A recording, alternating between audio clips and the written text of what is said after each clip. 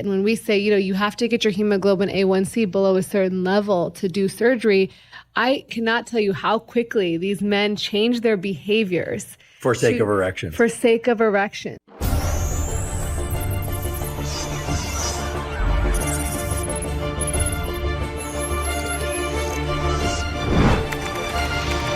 Welcome back to Biohacking Insights. In today's video, the renowned neuroscientist sits with urologist Dr. Rina Malik to discuss the impact of Maca Root on libido. How does Maca Root affect sex drive in males and females? Maca Root is a Peruvian plant that has been used for centuries as a natural remedy for a variety of ailments. Some studies suggest that Maca Root may help improve fertility, libido, and mood. Maca may help regulate hormone levels in both men and women, which can be crucial for fertility. In some studies, maca consumption has been linked to balanced estrogen and progesterone levels in women and increased sperm production in men.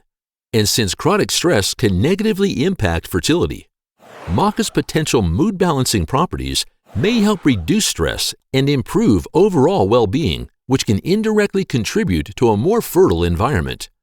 Dr. Rina Malik sits with Dr. Huberman to list several supplements with the same magical effect. But we do often talk about supplements because they represent, I think, an important category of, over-the-counter compounds that can play a role. And I've talked before about Tonga Ali. Tongkat Ali is an Indonesian herb that works best for mild libido enhancement, sometimes especially in the case of people taking SSRIs.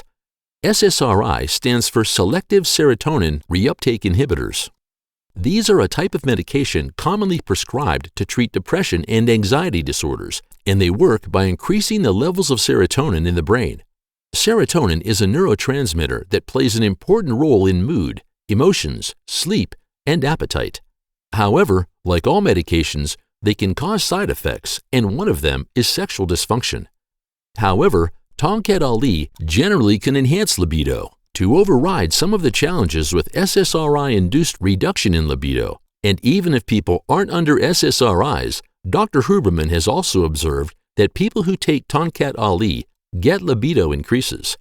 Also, things like Maca Root probably free up testosterone with Tongkat Ali, maybe some cortisol suppression as well, although scientists are not certain of how these things work exactly.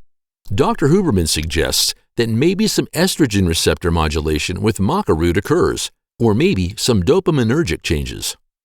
Anyways, there is at least one reputable study that has been done with this Ayurvedic herb which shows increases in FSH, follicle-stimulating hormone, with Shilajit use.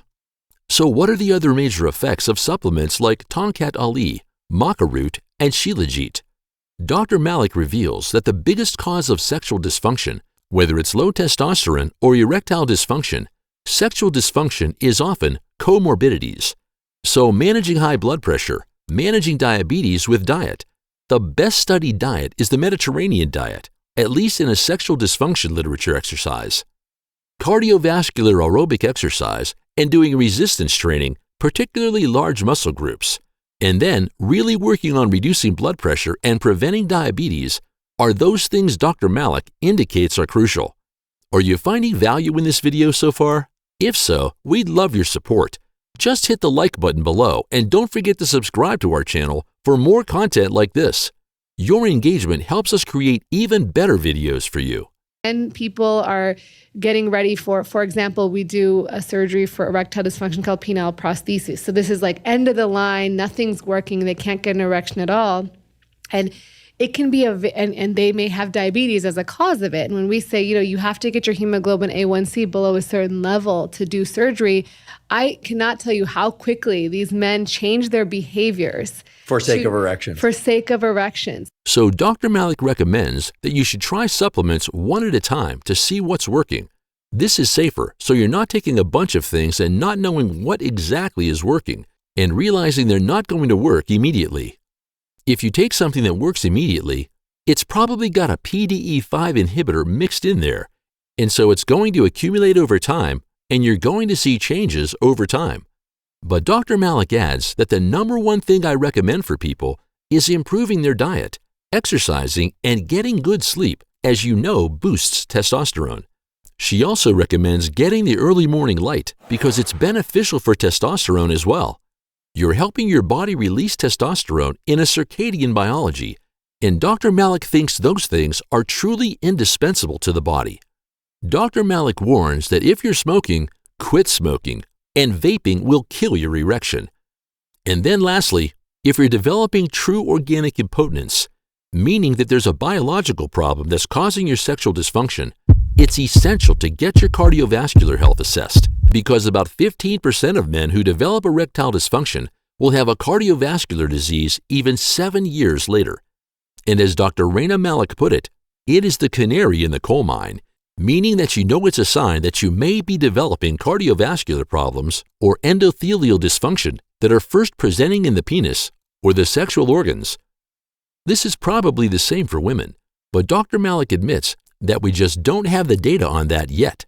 Several women take Tonkat Ali in part on recommendation, although Dr. Malik has never recommended the super supplement to anybody.